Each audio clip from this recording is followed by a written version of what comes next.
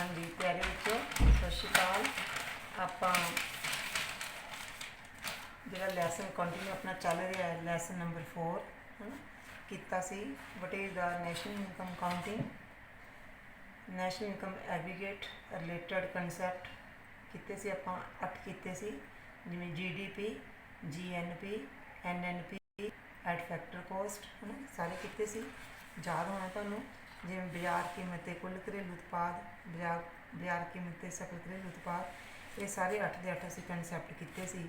ਸੋ ਇਹਨਾਂ ਕਨਸੈਪਟ ਨਾਲ ਰਿਲੇਟਡ ਅੱਜ ਆਪਾਂ ਕੁਐਸਚਨ ਕਰਨ ਜਾ ਰਹੇ ਹਾਂ ਜਿਹੜੇ ਕਿ ਤੁਹਾਡੀ ਬੁੱਕ ਦੀ ਐਕਸਰਸਾਈਜ਼ ਤੇ ਬੜੇ ਵਧੀਆ ਦਿੱਤੇ ਹੋਏ ਹੈ ਫਿਰ ਵੀ ਆਪਾਂ ਰਿਪੀਟ ਕਰਨ ਜਾ ਰਹੇ ਹਾਂ। ਧਿਆਨ ਨਾਲ ਸੁਣੋ। ਮੁੱਲਕ ਹਿਸਾਬਤ ਨੂੰ ਪਰਿਭਾਸ਼ਿਤ ਕਰੋ। ਮੁੱਲਕ ਹਿਸਾਬਤ ਕੀ ਚੀਜ਼ ਹੈ? ਸਧਾਰਨ ਟੁੱਟ-ਭੁੱਜ ਅਨੁਮਾਨਿਤ ਅਪਰਚਲਨ ਹੈ ਨਾ ਸਥਾਈ ਪੂੰਜੀ ਦੇ ਮੁੱਲ ਵਿੱਚ ਹੋਣ ਵਾਲੀ ਕਮੀ ਜਿਹੜੀ ਕਿ ਆਪਾਂ ਕਹਿੰਦੇ fix consumption of fix capital.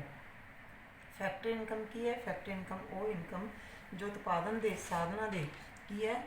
Factor income ਕੀ ਹੈ ਔਰ ਡੋਮੈਸਟਿਕ ਇਨਕਮ ਕੀ ਹੈ? ਦੋਨਾਂ 'ਚ ਕੀ ਡਿਫਰੈਂਸ?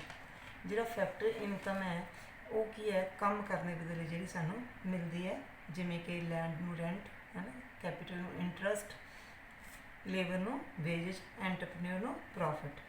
ਜਿੱਥੇ ਬਾਜ਼ਾਰ ਕੀਮਤ ਸ਼ਬਦ ਆ ਗਿਆ ਤਾਂ ਮੈਂ ਦੱਸਿਆ ਸੀ ਜਿਵੇਂ ਆਪਾਂ ਫਾਰ ਐਗਜ਼ਾਮਪਲ ਬਾਜ਼ਾਰ ਕੀਮਤ ਤੇ ਸਕਲ ਘਰੇਲੂ ਉਤਪਾਦ ਅਤੇ ਰਾਸ਼ਟਰੀ ਦੋਨਾਂ 'ਚ ਕੀ ਡਿਫਰ ਹੈ? ਜਿੱਥੇ ਬਾਜ਼ਾਰ ਸ਼ਬਦ ਆ ਗਿਆ ਉੱਥੇ ਕੀ ਦੱਸਿਆ ਸੀ? ਅਪ੍ਰਤੱਖ ਕਰ ਅਸੀਂ ਕੀ ਕਰਨੇ ਆ ਪਲੱਸ ਔਰ ਆਰਥਿਕ ਸਹਾਇਤਾ ਕੀ ਕਰਨੀ ਹੈ ਮਾਈਨਸ। ਸਕਲ ਦੇ ਵਿੱਚ ਕੀ ਆਊਗਾ? ਕਸਾਵਟ ਕੀ ਆਊਗੀ? ਪਲੱਸ। ਜਿੱਥੇ ਘਰੇਲੂ ਆ ਗਿਆ ਉੱਥੇ ਵਿਦੇਸ਼ਾਂ ਤੋਂ ਕਮਾਈ ਗਈ ਇਨਕਮ ਸ਼ਾਮਿਲ ਨਹੀਂ ਹੁੰਦੀ।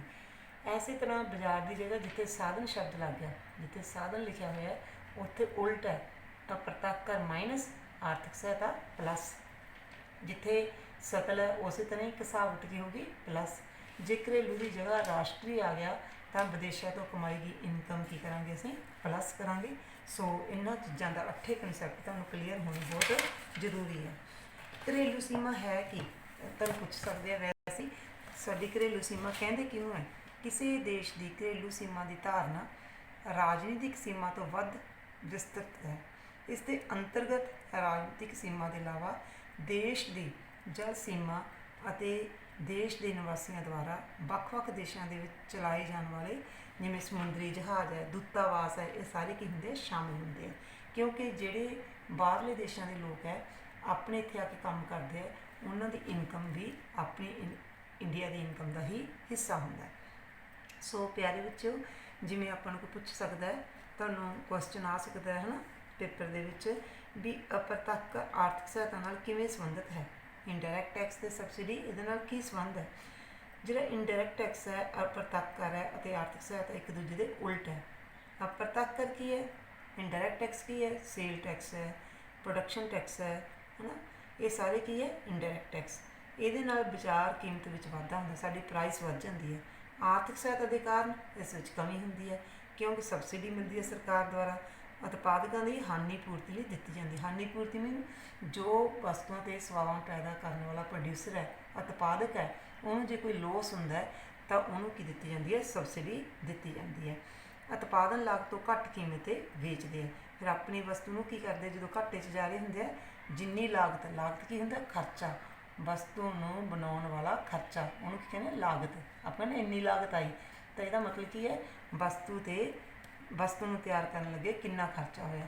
ਕਈ ਵਾਰ ਸਾਨੂੰ ਜਿੰਨਾ ਖਰਚਾ ਹੋਇਆ ਉਹ ਤੋਂ ਘੱਟ ਕੀਮਤ 'ਤੇ ਸਾਨੂੰ ਵੇਚਣਾ ਪੈਂਦਾ ਜਿਹਨੂੰ ਅਸੀਂ ਲੋਸ ਕਹਿੰਦੇ ਹਾਂ ਨੁਕਸਾਨ ਕਹਿੰਦੇ ਹਾਂ।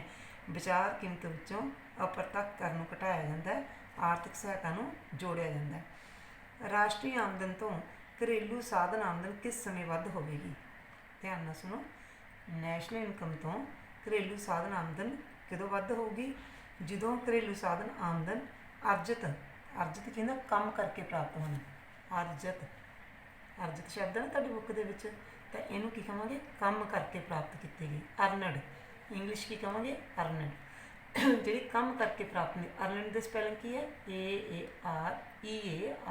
AARNED ਕੰਮ ਕਰਕੇ ਪ੍ਰਾਪਤ ਹੋਣੀ ਤਾਂ ਉਹ ਕੀ ਹੈ? ਸਾਡੀ ਅਰਜਿਤ ਹੈ ਨਾ ਆਮਦਨ। ਜਿਹਨੂੰ ਅਸੀਂ ਘਰੇਲੂ ਸਾਧਨ ਆਮਦਨ ਕਹਿੰਦੇ ਹਾਂ। ਵਿਦੇਸ਼ਾਂ ਤੋਂ ਪ੍ਰਾਪਤ ਸ਼ੁੱਧ ਸਾਧਨ ਆਮਦਨ, ਵੀ ਸਾਡੀ ਜਿਹੜੀ ਵਿਦੇਸ਼ਾਂ ਤੋਂ ਪ੍ਰਾਪਤ ਕਿੰਨੀ ਪਲੱਸ ਹੋਈ ਉਹ ਬਣ ਜਾਂਦੀ ਸਾਡੀ ਰਾਸ਼ਟਰੀ ਆਮਦਨ। ਉਹ ਕੀ ਬਣ ਜਾਂਦੀ ਬੱਚਿਓ? ਰਾਸ਼ਟਰੀ ਆਮਦਨ। ਕਈ ਬੱਚਿਆਂ ਨੂੰ ਨਹੀਂ ਪਤਾ ਹੁੰਦਾ, ਕਈਆਂ ਨੂੰ ਪਤਾ ਹੁੰਦਾ ਹੈ ਟਰਾਂਸਫਰ ਪੇਮੈਂਟਸ ਕੀ ਹੁੰਦੀਆਂ ਹਨ। ਟਰਾਂਸਫਰ ਪੇਮੈਂਟਸ ਹਸਤਾਂਤਰਨ ਭੁਗਤਾਨ ਕੀ ਹੁੰਦੇ ਆ? ਜਿਨ੍ਹਾਂ ਬਦਲੇ ਸਾਨੂੰ ਕੋਈ ਕੰਮ ਕਰਨਾ ਨਹੀਂ ਪੈਂਦਾ, ਉਹਨਾਂ ਦੇ ਮੁੱਲ ਵਾਧੇ ਵਿੱਚ ਕੋਈ ਵਾਧਾ ਨਹੀਂ ਹੁੰਦਾ। ਇੱਕ ਖੇਤਰ ਤੋਂ ਦੂਜੇ ਖੇਤਰ ਨੂੰ ਇੱਕ ਪੱਖੀ ਭੁਗਤਾਨ ਹੁੰਦੇ ਹਨ, ਜਿਵੇਂ ਬੁਢਾਪਾ ਪੈਨਸ਼ਨ, ਸਕਾਲਰਸ਼ਿਪ, ਹੈ ਨਾ, ਭੁਚਾਲ ਆਉਣਾ, ਜਦੋਂ ਭੁਚਾਲ ਆਇਆ ਪੀੜਤ ਹੋਏ ਲੋਕ ਉਹਨਾਂ ਨੂੰ ਸਹਾਇਤਾ ਦੇਣੀ, ਇਹਨੂੰ ਰਾਸ਼ਟਰੀ ਆਮਦਨ ਵਿੱਚ ਸ਼ਾਮਲ ਨਹੀਂ ਕੀਤਾ ਜਾਂਦਾ। ਦੁਬਾਰਾ ਸੁਣ ਲਓ, ਹਸਤਾਂਤਰਨ ਆਮਦਨ ਉਹ ਆਮਦਨ, ਇੰਗਲਿਸ਼ 'ਚ ਹੈ ਟਰਾਂਸਫਰ ਪੇਮੈਂਟਸ ਉਹ ਪੇਮੈਂਟਸ ਜਦੋਂ ਉਹਨਾਂ ਨੂੰ ਕਿਹਾ ਜਾਂਦਾ ਹੈ ਜਿਨ੍ਹਾਂ ਦੇ ਬਦਲੇ ਸਾਨੂੰ ਕੋਈ ਕੰਮ ਕਰਨਾ ਨਹੀਂ ਪੈਂਦਾ, ਜਿਵੇਂ ਬੁਢਾਪਾ ਪੈਨਸ਼ਨ, ਸਕਾਲਰਸ਼ਿਪ ਲੱਗਣੀ, ਕੋਈ ਪੀੜਤ ਵਿਅਕਤੀ ਨੂੰ ਦਿੱਤੀ ਗਈ ਵਿੱਤੀ ਸਹਾਇਤਾ, ਇਹਨਾਂ ਨੂੰ ਰਾਸ਼ਟਰੀ ਆਮਦਨ ਵਿੱਚ ਸ਼ਾਮਲ ਨਹੀਂ ਕੀਤਾ ਜਾਂਦਾ। ਸੋ ਉਮੀਦ ਹੈ ਸਮਝ ਆ ਗਈ ਹੋਣੀ ਹੈ। ਤਾਂ ਇੰਨਾ ਹੀ ਕੰਮ ਅੱਜ ਆਪਾਂ ਕਰਾਂਗੇ। Thank you very much. ਦੂਸਰੀ ਗੱਲ ਬੱਚਿਓ, ਕੋਵਿਡ-19 ਕਰਕੇ ਤੁਹਾਨੂੰ ਮੈਂ ਇਹ ਵੀ ਕਹਿਣਾ ਚਾਹੂੰਗੀ, ਪੜ੍ਹਾਈ ਦੇ ਨਾਲ ਨਾਲ ਆਪਣੀ ਸਿਹਤ ਦਾ ਖਿਆਲ ਰੱਖਣਾ, ਆਪਣੇ ਪਰਿਵਾਰ ਦਾ ਖਿਆਲ ਰੱਖਣਾ। ਖਿਆਲ ਕਿਵੇਂ ਰੱਖਣਾ? ਗੱਲਾਂ ਨਾਲ ਨਹੀਂ, ਤੁਸੀਂ ਇਸਤੇਮਾਲ ਕੀ ਕਰਨਾ, ਡੇਲੀ ਦਾ ਡੇਲੀ ਗਰਮ ਪਾਣੀ ਪੀਣਾ, ਠੰਡੀਆਂ ਚੀਜ਼ਾਂ ਨਹੀਂ ਖਾਣੀਆਂ, ਕੋਈ ਆਈਸਕ੍ਰੀਮ, ਫਾਸਟ ਫੂਡ ਇਹ ਬਿਲਕੁਲ ਨਹੀਂ ਖਾਣੀ, ਤਲੀਆਂ ਚੀਜ਼ਾਂ ਨਹੀਂ ਖਾਣੀਆਂ, ਤਾਂ ਜੋ ਅਸੀਂ ਇਲਾਜ ਨਾਲੋਂ ਕਹਿੰਦੇ ਹੁੰਦੇ ਪਰਹੇਜ਼ ਚੰਗਾ। ਕਿਉਂਕਿ ਜੇ ਅਸੀਂ ਤੰਦਰੁਸਤ ਹੈ ਤਦੀ ਅਸੀਂ ਪੜ੍ਹਾਈ ਕਰ ਪਾਵਾਂਗੇ, ਤਦੀ ਜੀਵਨ ਦੇ ਵਿੱਚ ਸਫਲਤਾ ਪ੍ਰਾਪਤ ਕਰ ਸਕਾਂਗੇ। ਸੋ ਜੇ ਅਸੀਂ ਇਹਨਾਂ ਗੱਲਾਂ ਵੱਲ ਧਿਆਨ ਰੱਖਾਂਗੇ ਤਾਂ ਅਸੀਂ ਆਪਣੀ ਬਿਮਾਰੀ ਤੋਂ ਬਚੇ ਰਹਾਂਗੇ। ਸੋ ਉਮੀਦ ਹੈ ਇਹਨਾਂ ਗੱਲਾਂ 'ਤੇ ਤੁਸੀਂ ਮਤਲਬ ਕਿ ਅਮਲ ਕਰੋਗੇ। ਇਹ ਗੱਲਾਂ ਨਹੀਂ, ਇਹ ਜ਼ਰੂਰੀ ਹੈ। ਚਾਹੇ ਤੁਹਾਡੇ ਘਰ ਛੋਟੇ ਹੈ ਵੱਡੇ ਹੈ, ਤੁਸੀਂ ਆਪਣਾ ਖਿਆਲ ਰੱਖਣਾ। ਟੇਸਟ ਨੂੰ ਮੁੱਖ ਨਾ ਰੱਖਦੇ ਹੋਏ ਇਹ ਵੇਖਣਾ ਅਸੀਂ ਖਾਣਾ ਕੀ ਹੈ ਕੀ ਨਹੀਂ ਖਾਣਾ, ਕਿਉਂਕਿ ਡਾਕਟਰੀ ਇਲਾਜ ਨਾਲੋਂ ਅਸੀਂ ਘਰ ਦੇ ਵਿੱਚ ਬਹਿ ਕੇ ਹੀ ਆਪਣਾ ਵਧੀਆ ਧਿਆਨ ਰੱਖ ਕੇ ਤੰਦਰੁਸਤ ਰਹਿ ਸਕਦੇ ਹਾਂ। ਤੰਦਰੁਸਤ ਹੀ ਸਭ ਤੋਂ ਵੱਡੀ ਚੀਜ਼ ਹੈ, ਕਿਉਂਕਿ ਤੰਦਰੁਸਤ ਦਿਮਾਗ ਦੇ ਵਿੱਚ ਹੀ ਤੰਦਰੁਸਤ ਅਸੀਂ ਜਿਹੜਾ ਪੜ੍ਹਾਈ ਕਰ ਸਕਦੇ ਹਾਂ। ਜੇ ਅਸੀਂ ਫਿਜ਼ੀਕਲੀ ਮੈਂਟਲੀ ਫਿੱਟ ਨਹੀਂ ਤਾਂ ਅਸੀਂ ਨਾ ਪੜ੍ਹ ਸਕਦੇ ਹਾਂ, ਨਾ ਪ੍ਰੋਪਰ ਕੰਮ ਕਰ ਸਕਦੇ ਹਾਂ।